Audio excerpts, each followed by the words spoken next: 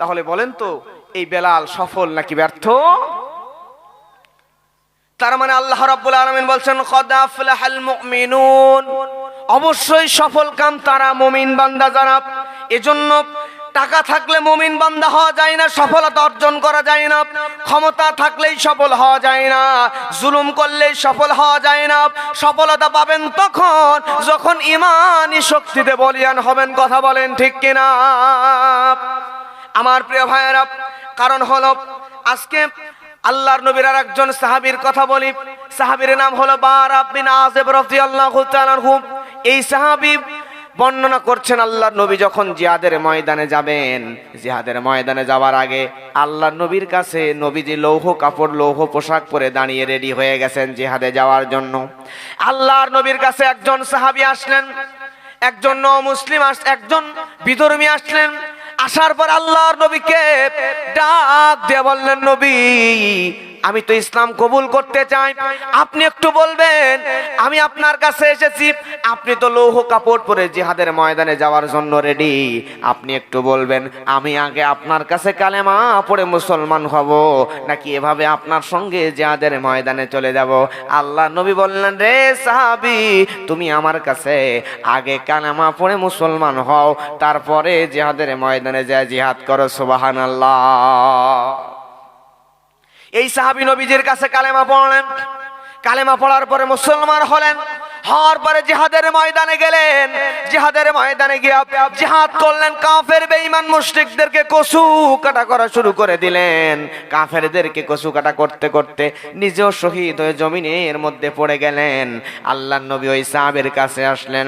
আসার পরে ওই সাহাবীর দেহটাকে, মৃত দেহটাকে, শাহাদত বরণের দৃশ্যটাকে দেখে আল্লাহর নবী ওই সাহাবীকে মুসলিমকে লক্ষ্য করে বললেন, জান্নাতি জান্নাতি জান্নাতি, বেশক এই সাহাবী মুসলিম আল্লাহর জান্নাতি। সুবহানাল্লাহ। লক্ষ্য করে দেখেন প্রিয় ভাইয়েরা, তার মানে হলো এই মুসলিম সাহাবী জীবনে এক ওয়াক্ত নামাজও পড়ে নাই, জীবনে একটা রোজাও করে নাই, জীবনে কোনো ইবাদত বান্দেগি আমল করে নাই, শুধুমাত্র ঈমান আনয়ন করার পরে জিহাদের ময়দানে গিয়া জিহাদ করতে করতে শহীদ হয়ে গিয়েছে। তারপর আল্লাহর নবী ওই সাহাবীর জান্নাতের গ্যারান্টি দিয়ে দিয়েছেন। সুবহানাল্লাহ। তার মানে হচ্ছে আপনার যদি আমল একটু কম হয় কিন্তু ঈমান যদি মজবুত হয়, এই মজবুত ঈমানের দ্বারা কম আমলেও জান্নাতে আল্লাহ আপনাকে দিয়ে দিতে পারেন। কথা বলেন ঠিক কিনা? কিন্তু আজকে আমাদের ঈমানটা অজুর মতো ভাঙে। অজু ভেঙে গেল, অজু করে নেই, কিন্তু ঈমান যে ভেঙে গেছে, ঈমানের নবায়ন যে করা লাগবে, নতুন করে ঈমান যে আনতে হবে, শক্তিশালী মজবুত ঈমান তৈরি করা লাগবে, এই বিষয়ে মানুষদের কোনো ভ্রুক্ষেপ নাই। কথা বলেন ঠিক কিনা আমার প্রিয় ভাইয়েরা? লক্ষ্য করেন, কম আমলেও আল্লাহ রাব্বুল আলামিন জান্নাতে দিতে পারেন যদি আপনার ঈমান শক্তিশালী হয়। তার উজ্জ্বল দৃষ্টান্ত হলো আম্মা জান খাদিজা রাদিয়াল্লাহু তাআলা আনহা। আল্লাহর নবী যখন জাবালে নূর পর্বতের উপরে হিরা গুহার মধ্যে ধ্যানমগ্ন অবস্থায় থাকতেন, আমি কিছুদিন আগে ওই জায়গায় গিয়েছিলাম। যাওয়ার পরে দেখলাম আমার মতো যুবক মানুষের ওই সৌদি আরবের ওই জাবালে নূর পর্বতের উপরে উঠতে প্রায় ৪৫ মিনিট থেকে ১ ঘন্টা সময় লেগেছে। আম্মা জান খাদিজা রাদিয়াল্লাহু তাআলা আনহা মুরব্বী মানুষ, কত কষ্ট করে আল্লাহর নবীর কাছে যেতেন, আল্লাহর নবীকে কত বেশি ভালোবাসতেন। আল্লাহর নবীর সামনে বসে আছে জিবরাইল আমিন। জিবরাইল আমিন আল্লাহর নবীকে ডাক দিয়ে বললেন, নবী গো, ইয়া রাসূলুল্লাহ, ইয়া হাবিবাল্লাহ, আল্লাহর নবী গো, আপনার কাছে আম্মা জান খাদিজা রাদিয়াল্লাহু তাআলা আনহা আপনাকে এত বেশি ভালোবেসেছেন, তার ঈমান এত মজবুতির কারণে, আপনাকে ভালোবাসার কারণে আল্লাহ রাব্বুল আলামিন খাদিজাকে দুনিয়াতে 3টা সুসংবাদ দান করেছেন। সুবহানাল্লাহ। আল্লাহর নবীকে জিবরাইল আমিন বলেন, ইয়া রাসূলুল্লাহ, ইয়া হাবিবাল্লাহ, তার মধ্যে 1 নাম্বার হলো আল্লাহ রাব্বুল আলামিন দুনিয়ার কোন মানুষকে যেটা দেন নাই সেটা আম্মা জান খাদিজাকে দিয়েছেন। সেটা হলো আল্লাহ রাব্বুল আলামিন নিজে আম্মা জান খাদিজা রাদিয়াল্লাহু তাআলা আনহার জন্য আল্লাহ রাব্বুল আলামিন নিজে সালাম প্রেরণ করেছেন। সুবহানাল্লাহ। প্রিয় ভাইয়েরা আমার, আল্লাহর নবীর সামনে জিবরাইল আমিন বলেন, ইয়া রাসূলুল্লাহ, দ্বিতীয় নম্বর সুসংবাদ হলো স্বয়ং আল্লাহ রাব্বুল আলামিন যে খাদিজাকে সালাম দিয়া দিতে পারে, আমি জিবরাইল কেমনে তাকে সালাম দেওয়ার লোভ সামলাইতে পারি গো নবী? আমি জিবরাইল ওই খাদিজাকে সালাম দিয়ে দিলাম। আল্লাহু আকবার। আল্লাহর নবী গো, 3 নম্বর সুসংবাদ হলো ওই খাদিজাকে আপনি জানায়া দিবেন তার আপনার প্রতি তার ভালোবাসা দেখে আল্লাহ রাব্বুল আলামিন বলেন, কুল ইন কুনতুম তুহিব্বুনাল্লাহা ফাত্তাবিউনি ইউহিব্বুকুমুল্লাহু ওয়া ইয়াগফির লাকুম যুনুবাকুম ওয়াল্লাহু গফুরুর রহিম। আল্লাহু আকবার। আল্লাহর নবীগণ আপনার প্রতি মহব্বত দেখে, আপনার প্রতি ভালোবাসা দেখে আল্লাহ এত খুশি, কারণ আপনি নবীকে ভালোবাসবেন কে? আল্লাহ।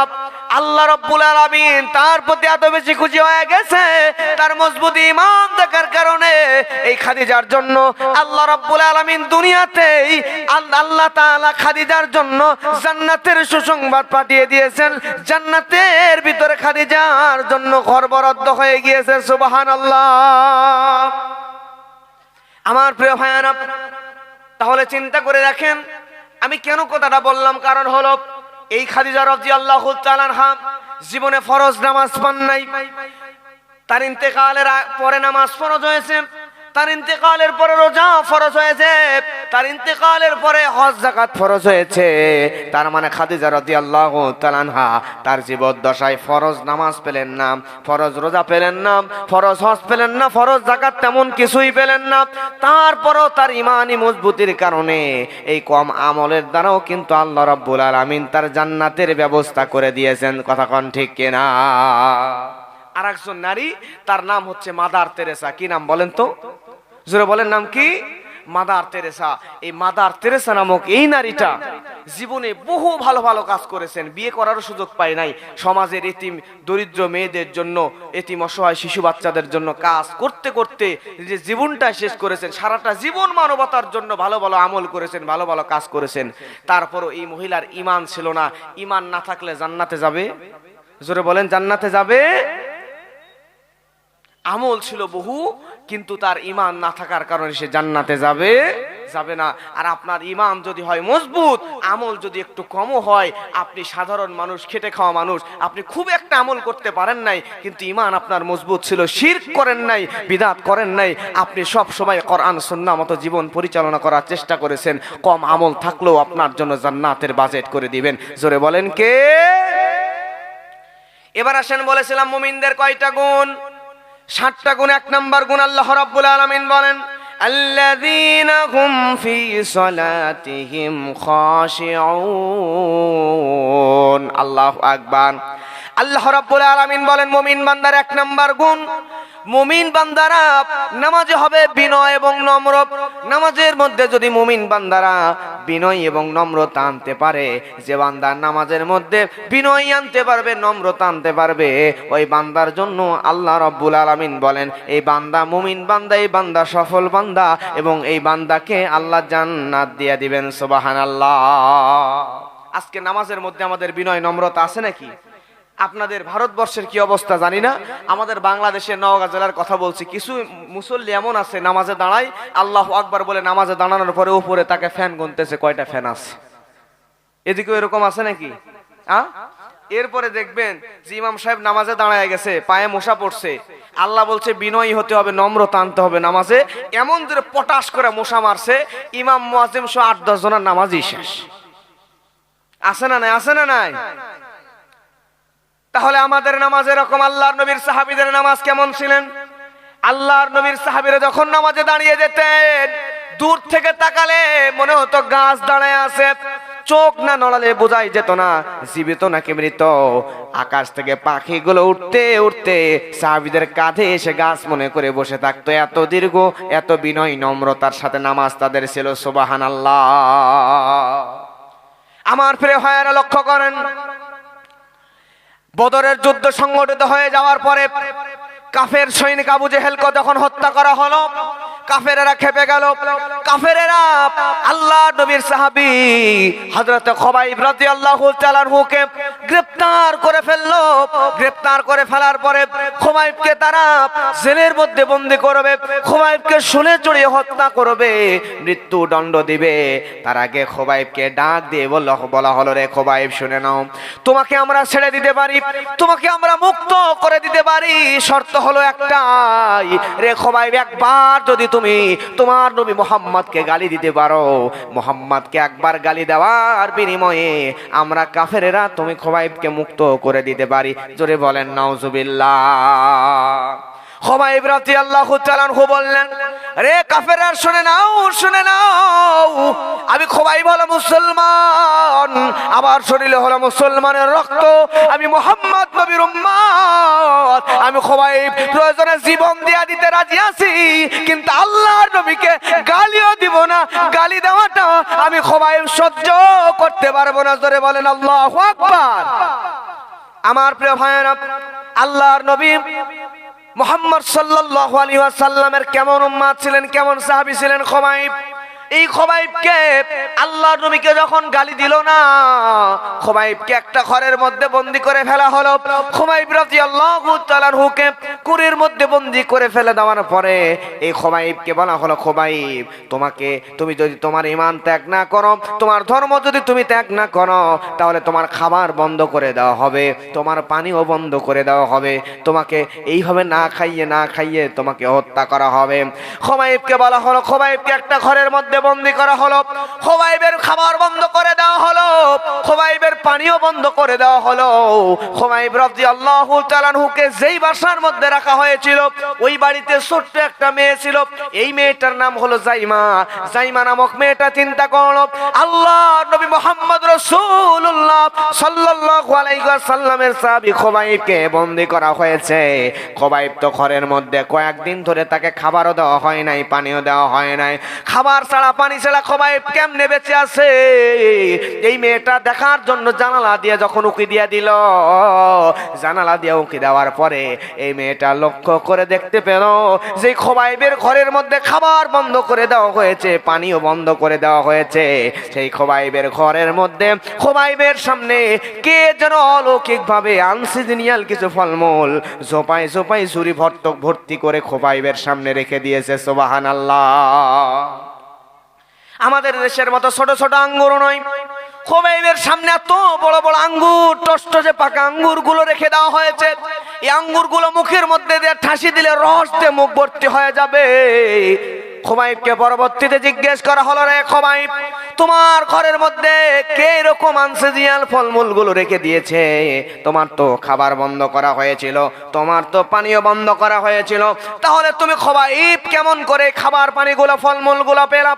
খুবাইব বলছে, রে কাফেররা শুনে নাও, তোমরা আমি খুবাইবের খাবার বন্ধ করতে পারো, পানি বন্ধ করে দিতে পারো, কিন্তু যে আল্লাহর উপর আমি ঈমান এনেছি, ওই আল্লাহ রাব্বুল আলামিন আমি খুবাইবের জন্য জান্নাত থেকে খাবারের ব্যবস্থা করে দিয়েছে। নারায়ে তাকবীর, নারায়ে তাকবীর, দ্বীন ইসলাম, দ্বীন ইসলাম।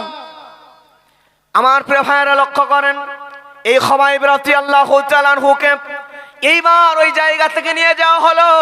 খুবাইবকে বলা হলো, রে খুবাইব, তোমাকে তো শুলে চড়ায় হত্যা করা হবে, তার আগে তুমি জেনে নাও, শুলে চড়ানোর আগে তুমি জেনে নাও, তোমার কি মৃত্যুর আগে শেষ কোনো আশা আছে নাকি? মৃত্যুর আগে তোমার কোনো শেষ ইচ্ছা আকাঙ্ক্ষা আছে নাকি? তুমি বলো খুবাইব। সঙ্গে সঙ্গে খুবাইব রাদিয়াল্লাহু তাআলা আনহু বলল, রে কাফেরেরা, তোমরা যদি আমি খুবাইবের শেষ কোনো ইচ্ছা পূরণ করতে চাও, তাহলে আমাকে ওযু করে 2 রাকাত নফল নামাজ পড়ার সুযোগ দান করে দাও। সুবহানাল্লাহ। আমি আপনি আমাদেরকে যদি মৃত্যুদণ্ড দেওয়া হয়, আমরা যদি ফাঁসির আসামি হয়, ফাঁসির পূর্ব মুহূর্তে আমাকে আপনাকে যদি জিজ্ঞেস করা হয় তোমার জীবনের শেষ কোনো আশা আছে নাকি, আপনি তখন বলবেন কলিকাতার কাচ্চি বিরিয়ানি খাবো, অথবা অমুক জায়গার অমুক দামি খাবারটা খাবো, অথবা কেউ বলবে আমি আমার প্রাণের চাইতে বেশি প্রিয় বিবি স্ত্রীর সঙ্গে দেখা করতে চাই, কেউ বলবে আমি কলিজার টুকরা সন্তান এবং আমার মা বাবার সঙ্গে শেষবারের মতো দেখা করতে চাই। আমি আপনি হলে এমনটাই বলতাম। কথা বলেন ঠিক কিনা? কিন্তু খোবাইব রাদিয়াল্লাহু তাআলা আনহু জীবনের শেষবার তাকে শেষ ইচ্ছা জিজ্ঞেস করা হলে খোবাইব বলল, আমাকে শেষ জীবনে শেষবার 2 রাকাত নামাজ আদায়ের সুযোগ করে দাও। সুবহানাল্লাহ। কাফেরেরা তাকে অনুমতি দিয়ে দিল।